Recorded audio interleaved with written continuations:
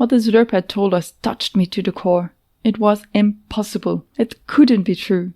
Wyny didn't believe it, and I tried really hard not to believe it either. But I knew some of what he said may be true. It was as if several pieces of my life fell into place. Why had I never questioned, really questioned, certain things?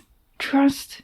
Because of trust in my parents? Perhaps. The only thing I knew at that point was that we had to leave the cave. And so Wyny told me there was only one way to exit it.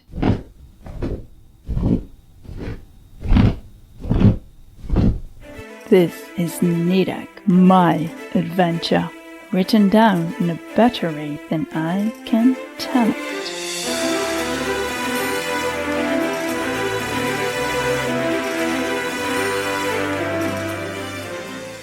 Episode 15. Flight. How do we get out of here?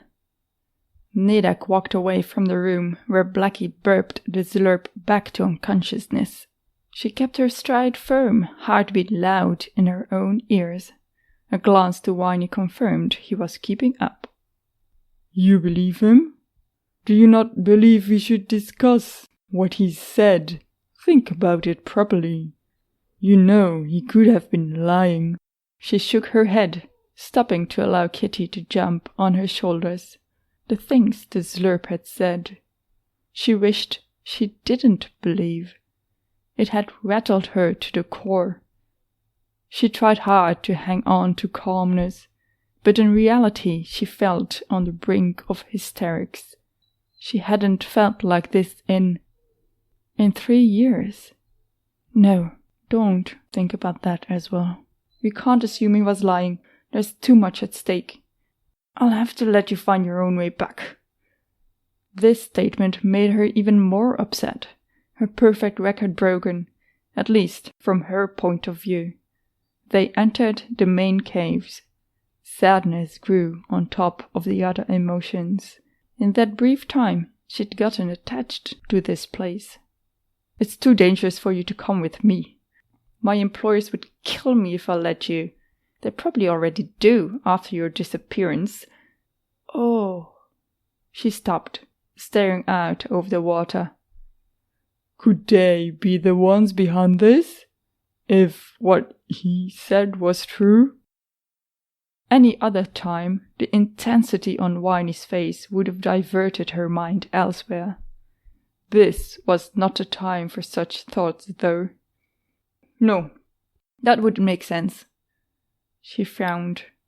Even if they aren't happy with my uncompleted job, you, they wouldn't hurt me over it.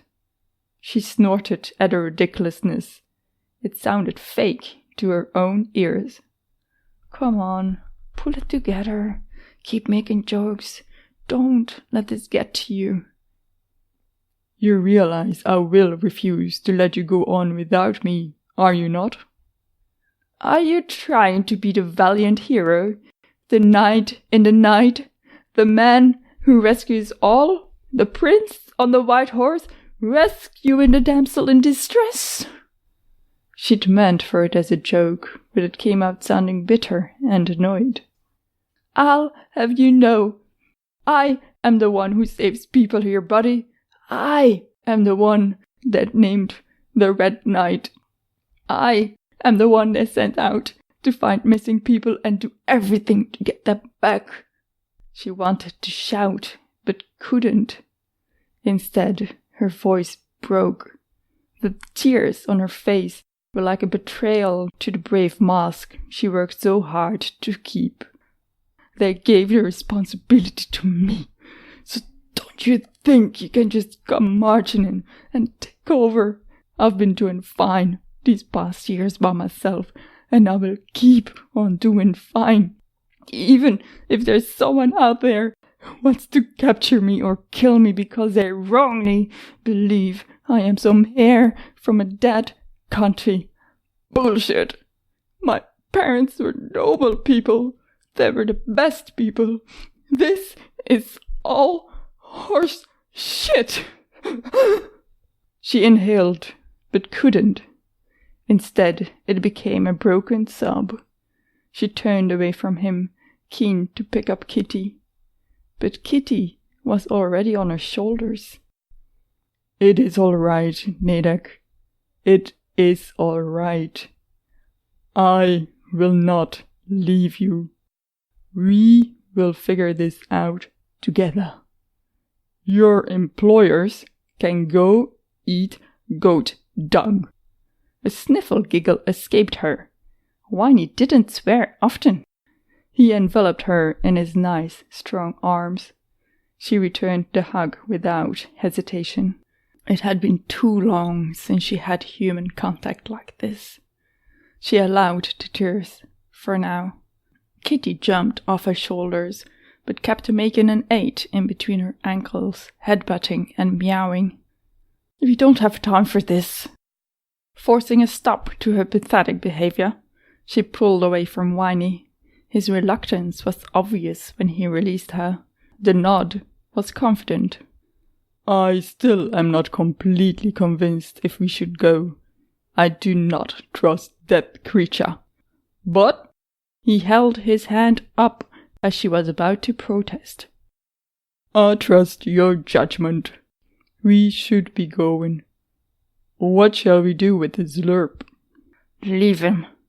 He won't wake up unless Blackie wakes him, right?" "Right. So we leave him. Not our problem anymore. I'm not in the mood for killing." As Wyny opened his mouth, she glared at him. "We go. Now." She had to keep busy. Anything to keep the whirlwind inside from getting out. Her little breakdown had been enough. No more of that now. Focus on the immediate threat. Handle the larger issue later. Break it down in small steps. Make the impossible possible. She kept repeating those thoughts until she believed it. "Clothes. I need spare ones. Can't keep walking around in these rags all the time. Do you need clothes?"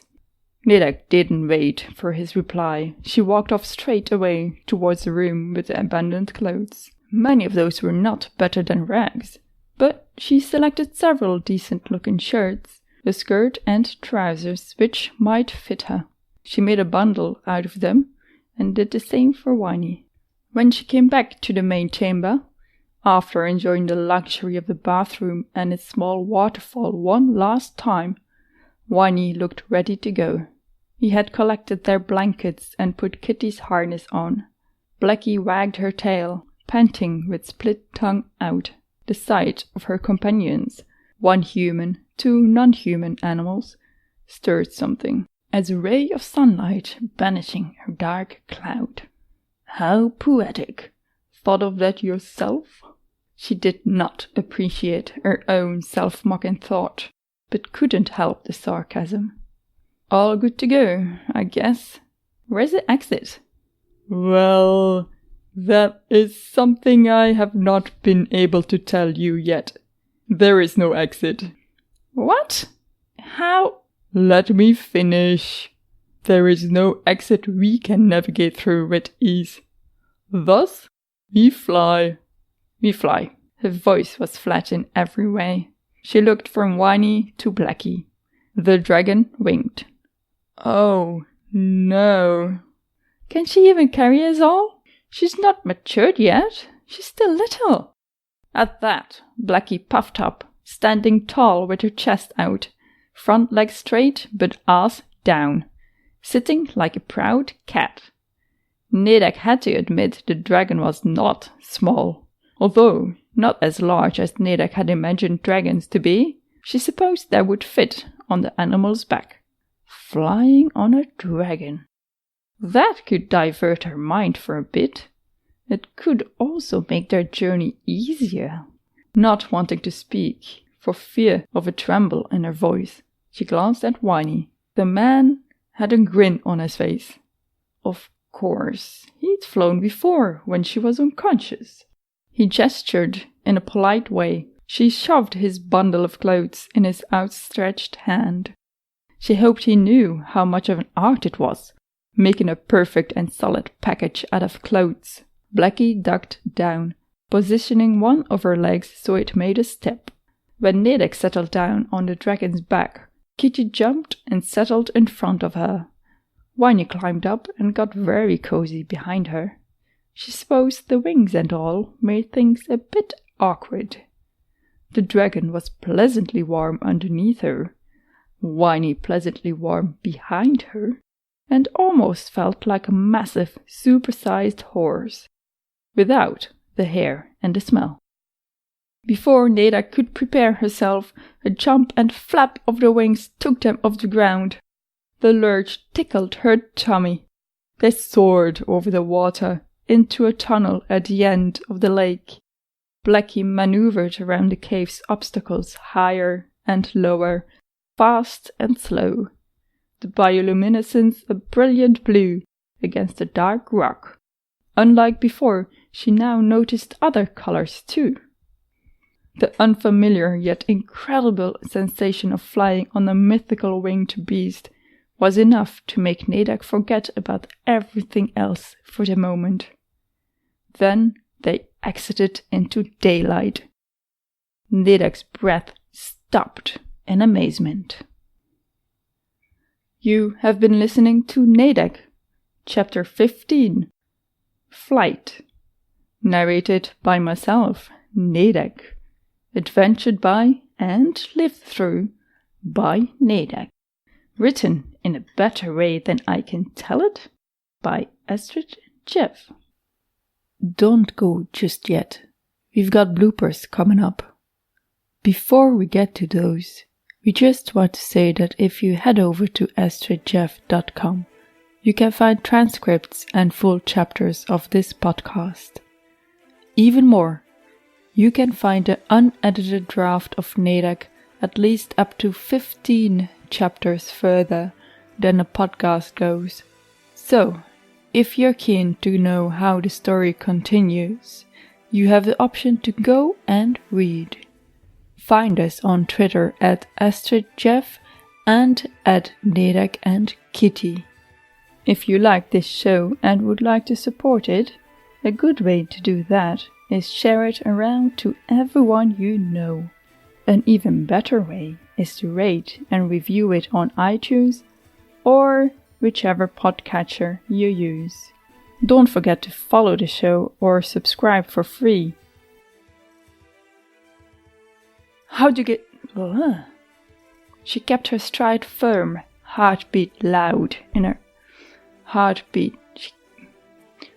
She kept her firm stride. She wished. We can't assume he was lying. Just... Fuck, Chopper. We can't assume he was... Fuck, Chopper! In that brief time, she'd quickly gotten attached. Yep. Bit of quickly. I've been doing... What is this? I've seen doing... Fuck, editing... Okay. I've been doing fine these past years by myself. And I will keep on doing fine. I don't think that was right. I need to drink. Because after all that crying... He held his hand up. Handled the larger issue? Just handle the larger issue later. Wow. The dragon winked. She's not much, but she's not much. Not wanting to speak for fear of a tremble in her voice. Yeah. Not wanting to speak. Really? Yeah. He gestured. Boop-a-da-boo.